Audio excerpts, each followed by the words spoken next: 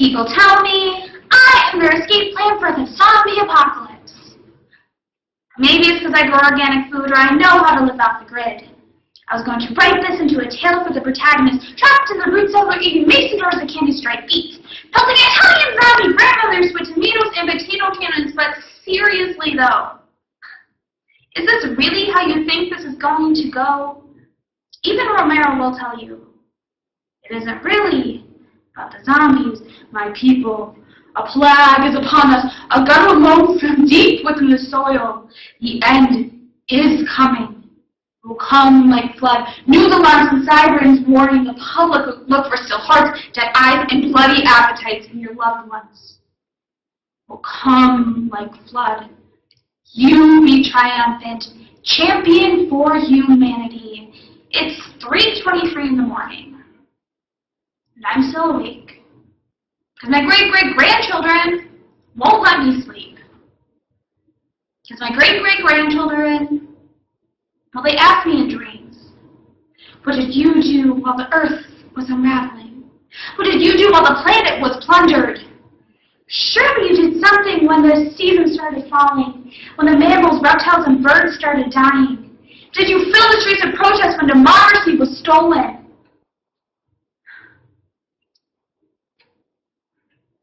What did you do? Once you knew.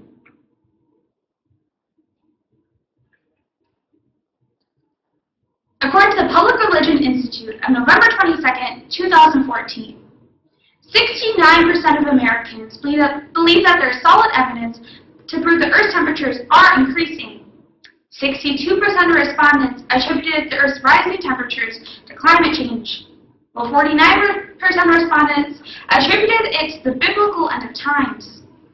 The biblical end of times, or apocalypse, has been socially framed as an event that occurs over one day, such as the end of the Mayan calendar in 2012.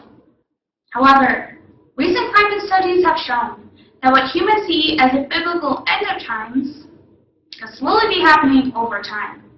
Through the poetry, Hieroglyphic Stairway by Drew Dellinger is Temporary by Susan L. Daniels, Apocalypse Survival Kit by Susan L. Daniels, A Zombie Apocalypse by K.T., Apocalypse by UC Berkeley, Alexi Apocalypse by Rudy Francisco, and Mother Nature by Edith A. Finazzi, a program.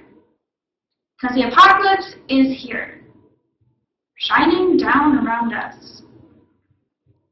Dear Apocalypse, you become synonymous with free iPads, reparations, and some other shit that won't be happening anytime soon. You become the laughing stock of all disasters. You know, I imagine hurricanes make fun of you. I bet your girlfriend's cheating on you with a snowstorm. Donald Trump wants to see your birth certificate. And if you win a Grammy, Kanye West would interrupt you. Apocalypse. The people are laughing. In the 50s, 60s, and 70s, bomb shelters were fashion were passionately paranoid as if planes were the real threats. Now today, people of similar preparedness, bordering on insanity, have catalogs and order apocalypse survival kits, backpacks heavy with water purifiers and jerky. The best have bullets, guns not included, for hunting and protecting what Earth remains soft enough to till or build on. Odd if you think of it. With most everyone else dead, the planet empty to choose from, what would be left worth killing over, worth fighting over to own? Our world is always changing, constantly rearranging, from ocean depths to mountain peaks. Mother Nature moves and speaks. While telling stories of our past, she tries to show us how to last. Mankind, so smart, sometimes blind, leaves common sense far behind. We're moving fast and living large, forgetting she's the one in charge. They snicker when your name is mentioned in conversation. They put LOL, smiley face, next to your your name on Twitter. They laugh about you and shit on Instagram. Now, I'm not saying you should have ended the world on December 21st, but you could have at least knocked down a tree. And it said, on this day, God stopped building and rested. Our tallest skyscraper is 7 times the size of our tallest tree. It's over 250 million tons of garbage added to landfills each year. We cannot expect hands marinated in petroleum to wipe the barcodes off our foreheads. And over 47 million acres of forest lost. It is no wonder we are hungry to kill the living. The prairies are full of genetically modified Monsantos. The East Coast has lost our heritage. We are dead in the water already. July 22nd, 2013. A lake formed over the North Pole. The day of the climate change. And we have come to terms with this. Consider the dinosaurs running across the mud. Their footprints now uncovered and behind museum ropes. Apocalypse. The people are laughing. They think you're just another prank call from God, a punchline in Revelations. They act like you're not the rapture, like you're not the last chapter of the Bible, like you're not glass, smoke, and lightning.